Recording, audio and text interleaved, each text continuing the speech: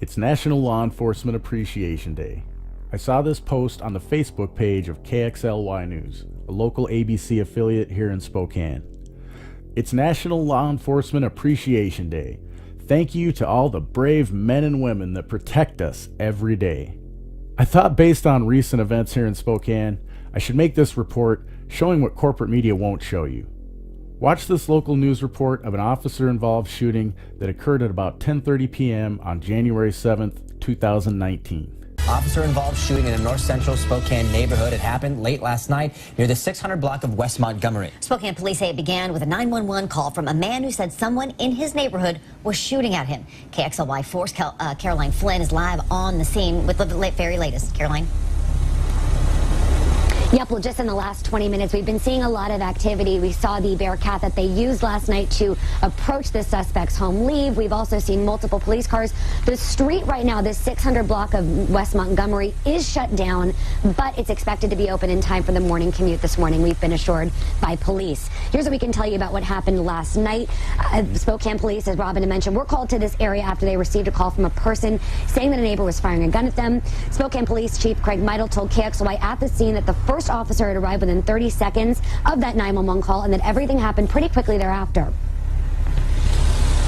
Of course, when we arrived on scene and they heard the gunshots, they moved towards the sound of the gunshots, and within 2 minutes, an officer had fired at the individual as well. The suspect went back to his home after being shot at, and Spokane police were unsure if he had been injured. They began evacuating neighbors and asking others in the area to shelter in place. Police then approached the suspect's home in an armored vehicle and saw he had been injured. They immediately began to provide aid to the man, but he was pronounced dead at the scene. The Spokane Investigative Regional Response Team, the SEER team, have taken over as is standard in all officer-involved shootings. Demanding accountability and defending your rights against the police specifically, and the government generally, are difficult and dangerous tasks. Your right to watch the government and record what you see is a natural right that is protected by the Constitution, and it cannot be taken away by the government. Before I move on with this report, I want to dedicate this song I found on YouTube channel Madillac76 to order followers everywhere, but especially here in Spokane. A link to the original is in the description, along with all my sources for this video. Go check out Madillac76 and thank him for posting this song. Before you do, don't forget to hit the like button, share this video with everyone you know, subscribe to the channel, and of course, leave me a comment to let me and everyone else know what you think about Law Enforcement Appreciation Day. I've been thinking about the Spokane Police Department. And I just want to get this out there because people need to say stuff, you know. I know all cops are bad, but some are just totally stupid. So this is what this one's called, Spokane Cop. You'll like it. Woo! Yeah! Woo!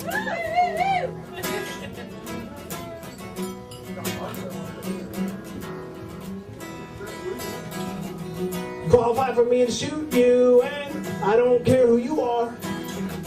Wait, I take that back. It's best if you're Indian, Mexican, or black, or a retard. You know they gave us tasers, but well, that ain't no fun.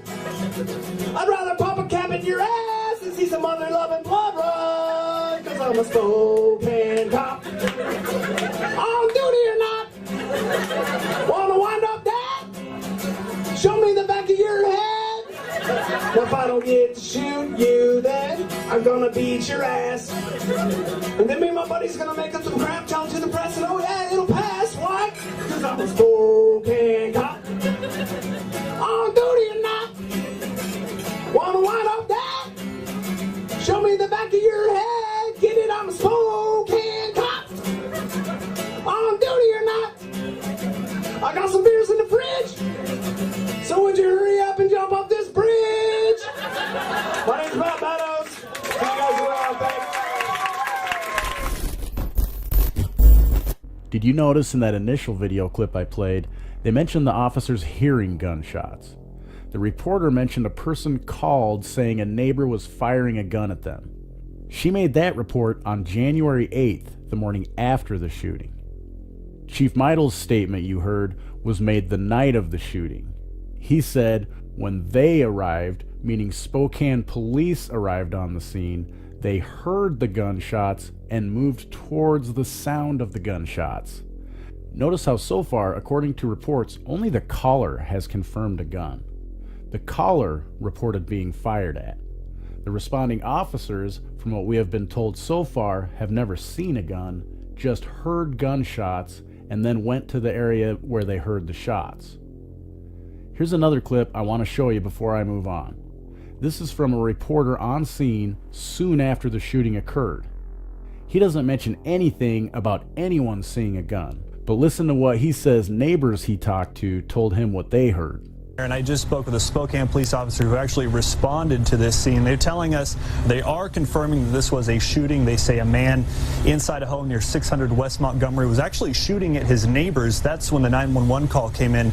Spokane police arrived here on scene shortly after. We did ask them if there were any injuries. They were not able to give us that information at this time, but it's still a very active scene. You have fire trucks, ambulances, several police cars. We're told that detectives are also on the way here. I did speak with some neighbors. They told me that they heard a car speeding off a little while ago. They didn't hear any gunshots, but they heard a car speeding off, high rate of speed, and then all those sirens coming. We're expecting to get more information from police here shortly. After those reports and seeing other stations report pretty much the same thing, I got a message yesterday, January 8th, in the afternoon from fellow cop watcher 420RU2. He told me the news reported the police had still not found a gun at the location of the shooting from the night before. That sent up a big red flag for me, and I checked my email to see if I had received a press release from Spokane Police. On January 8th at 4:35 p.m., the Spokane Police Department sent this statement from Chief Meidel out in a media release. Last evening's officer-involved shooting is currently being investigated by the Spokane Investigative Regional Response Team, and that has not changed. I do not want to circumvent that important process or protocol, but I feel it's important to provide an update to the preliminary information I provided last night immediately following the incident. It was a promise I made when I became chief, to be as open and transparent as possible and provide as much information as I can with our community without jeopardizing an investigation. Last night, just before 10:30 p.m., Spokane police officers were dispatched to the 600 block of West Montgomery Avenue after an individual called 911 advising a neighbor was firing a gun at them.